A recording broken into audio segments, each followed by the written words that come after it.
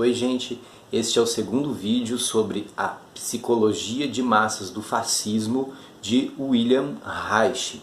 Nesse vídeo eu vou abordar dois aspectos especificamente. Primeiro, o papel da repressão sexual na constituição do que o Reich vai chamar de caráter fascista.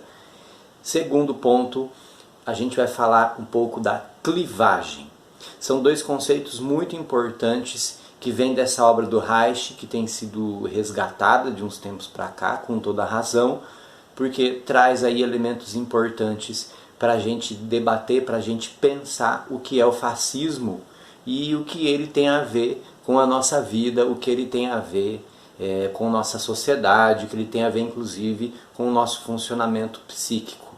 Em primeiro lugar, é preciso ressaltar que ele está falando aqui de psicologia de massas. Então, numa definição que ele mesmo apresenta, ele não está interessado nos caracteres individuais, mas sim num funcionamento massificado que passa pelos caracteres individuais, por aqueles traços que fazem parte do nosso caráter, mas que eles vêm de um funcionamento massificado, de um funcionamento então que está acima do indivíduo e é imposto a todos nós.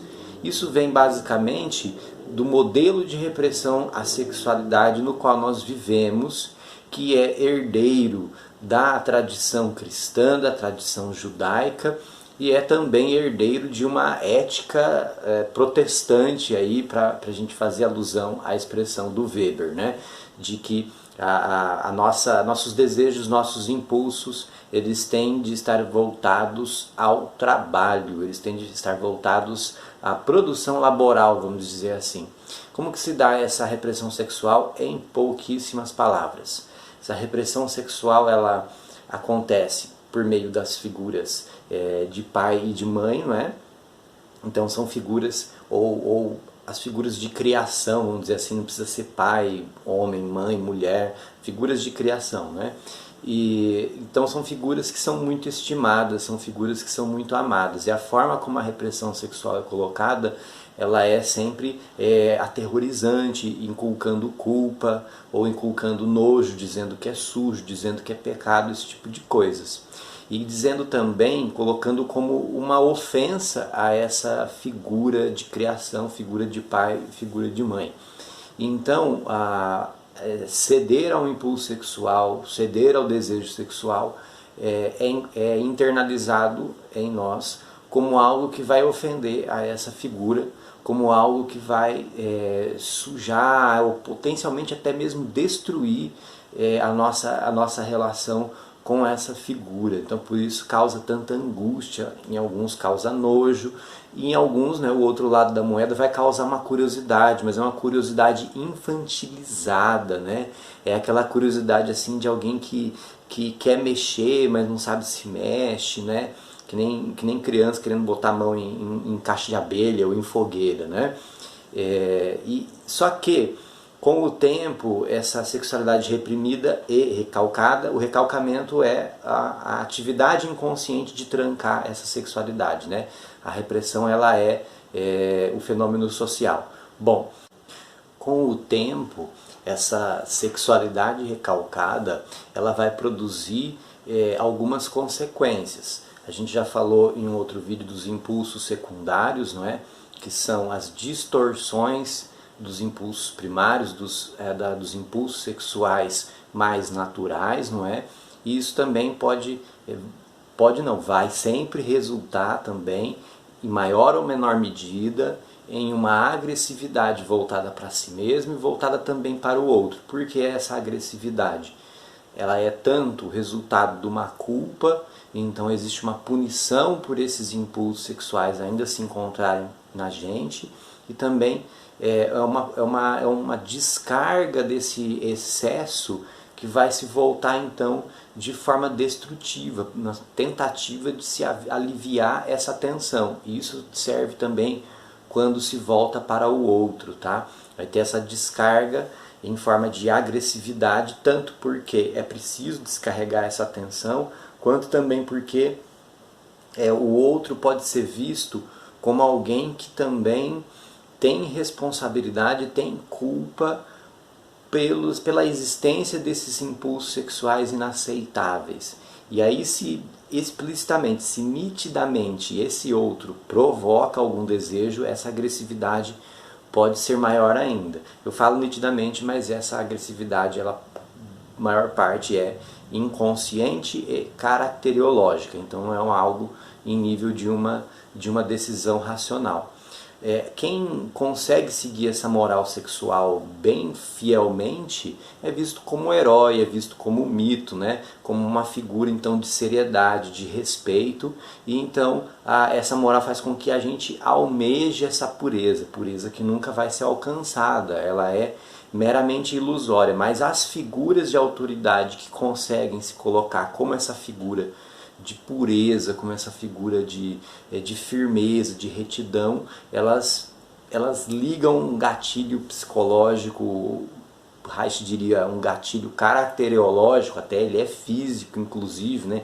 Ele nos emociona, enche os olhos, a gente fica, né, exaltado ao ver aquela figura que encarna essa hombridade, que encarna esse pai, que encarna essa coisa divina, inclusive, né? E isso tem muita relação então com as figuras autoritárias características do fascismo e do nazismo. Eles representam essa retidão moral, eles representam essa pureza e eles representam essa agressividade contra tudo aquilo que ameaça essa pureza, que ameaça a retidão moral.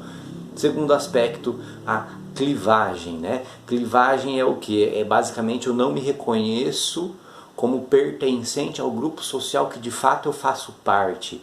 É a diferença entre as condições sociais concretas nas quais eu vivo e a ideologia que guia minhas ações, que guia minha vida, que é minha visão de mundo. Então, basicamente, a ideia de clivagem ela é muito forte para a classe média, principalmente, porque, né, a classe média não é detentora dos meios de produção, ela tem relativa autonomia com relação à sua jornada de trabalho, mas ela não é capitalista, né? Mas a clivagem não permite que se identifique como tal. É inculcado em nós a ideologia de sempre procurarmos estar acima dos outros, socialmente, economicamente falando, que isso é visto como bom e necessário. E quando nós estamos acima dos outros econômica e socialmente, nós momentaneamente, por um tempo, vamos nos sentir bem, vamos nos sentir superiores, mas essa sensação ela é sempre oca, ela se extingue, né? Mas esse movimento social para que a gente busque sempre estar acima dos outros constitui o nosso caráter também.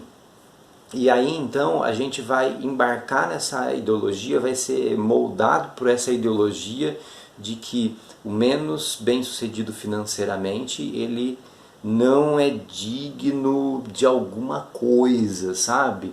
Então a gente vai ser educado com a ideia de que o pobre ele é potencialmente violento, de que o pobre ele é anti-higiênico, ele é sujo, de que o pobre ele é limitado mentalmente, não é? De que ele tem limitações cognitivas, de inteligência, e de que ele possui então um veredito social de que ele é um maldito, de que ele é um marginalizado, de que ele merece isso.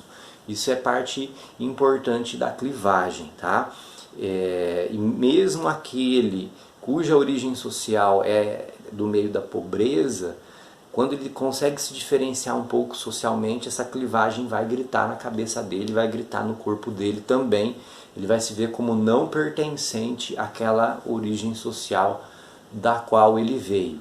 Nós não queremos nos identificar com a pobreza, nós não queremos de maneira nenhuma fazer parte da pobreza, mesmo que a gente faça, a gente não vai se identificar como tal. Junta tudo isso, então, é o terreno fértil para o surgimento de ideologias totalitárias como o fascismo e como o nazismo. Não explica tudo? Não explica tudo. A gente tem outros autores muito importantes que falaram sobre isso também. Mas é bem interessante, é indispensável a gente conhecer essas ideias do Reich para a gente ver que em nível caracteriológico, em nível não consciente, como que é possível que qualquer pessoa na sociedade capitalista possa tornar-se, dentro de certas condições, possa tornar-se um nazista e um fascista. Sim, para o Reich todos nós somos potenciais fascistas. Lembrando aí então que a videoaula não é suficiente, é preciso ler a respeito também, tá bom? Qualquer dúvida eu estou à disposição. Até uma próxima.